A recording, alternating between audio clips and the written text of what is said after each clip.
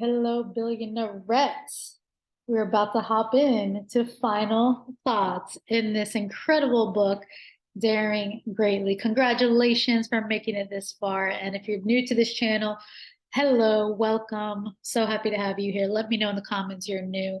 Appreciate you, love you all. And let's dive into the final thoughts of this incredible book on Daring Greatly.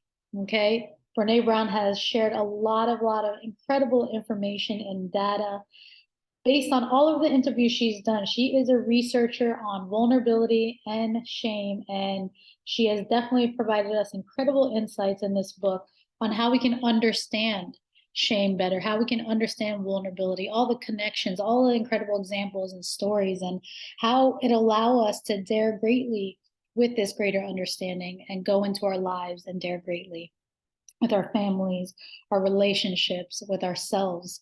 And so I'm definitely excited to continue and finalize this book. So you ready? You ready? You ready? Also, would love to hear your thoughts. What have you got out of this book so far?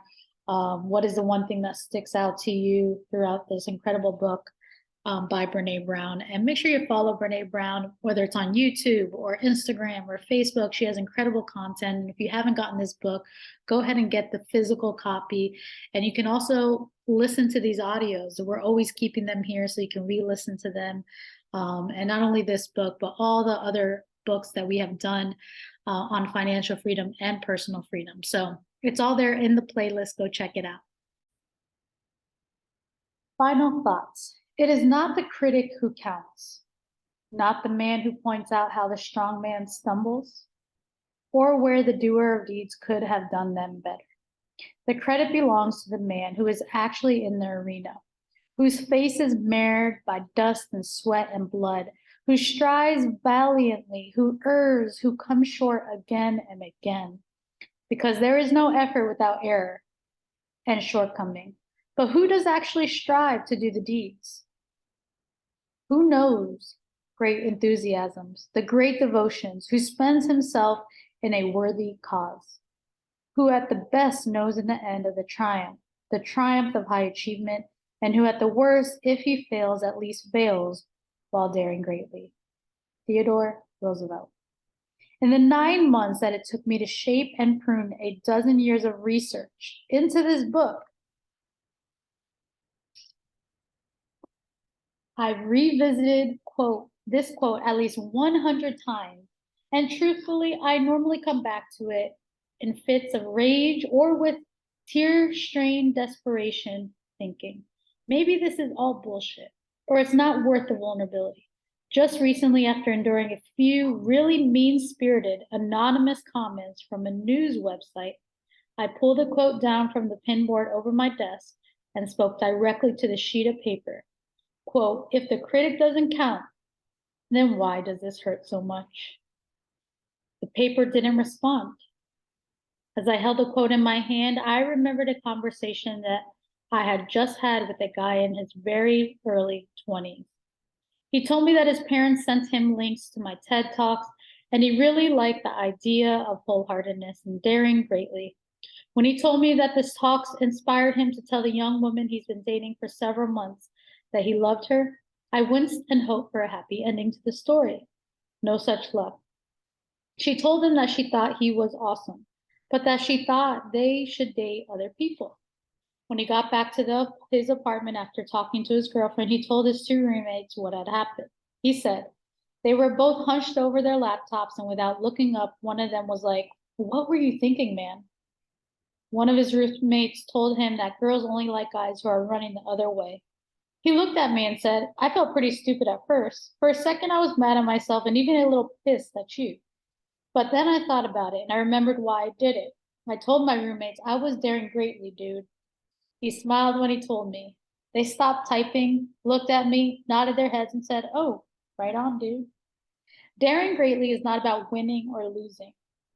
It's about courage. In a world where scarcity and shame dominate and feeling afraid has become second nature, vulnerability is submersive, uncomfortable, and it's even a little dangerous at times. And without question, putting ourselves out there means there's far greater risk of feeling hurt. But as I look back on my own life and what daring greatly has meant to me, I can honestly say that nothing is as uncomfortable, dangerous, and hurtful as believing that I'm standing on the outside of my life, looking in and wondering what it would be like if I had the courage to show up and let myself be seen. So, Mr. Roosevelt, I think you nailed it.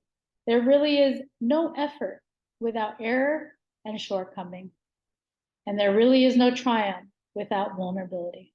Now, when I read that quote, even when I'm feeling kicked around, all I can think is, right on, dude.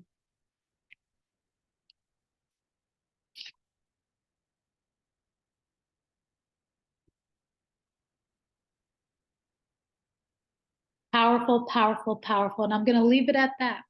Save this particular video, this audio, and whenever you need to listen to it as you're daring greatly, you're going in, you're showing up, you're in the arena, you're acting courageously, and you need it. You may need it. Come listen to this audio or read that page in the book or put that quote on your desk. It's an incredible, incredible reminder to where we can really focus and really congratulate and be proud of ourselves instead of feeling super hurt. So appreciate you, love you, I believe in you. And let's go out there and continue to dare greatly. The world needs your courage. The world needs your light, your love, and for you to continue to show up. And whether you know it or not, or whether people let you know or not, you are making a difference. You are making an impact by your presence. You absolutely belong. You are perfect. You don't have to be any type of way. You don't, just be you. Be you. This is the permission to just be you. Let everything else go and have an incredible, incredible life ahead. All right. Appreciate you. Love you. And we'll see you in the next book that we're starting very, very soon. If you have any ideas, if you can guess what the book is, let me know in the comments. If you have any recommendations as well, go ahead and put it in the comments. This is for the topic of personal freedom that we're talking about here. So I appreciate you, love you, and shout out to Don Miguel Ruiz. He just got his heart transplant today and everything seems good and going great. So we love you, Don, and we'll see you soon. Take care.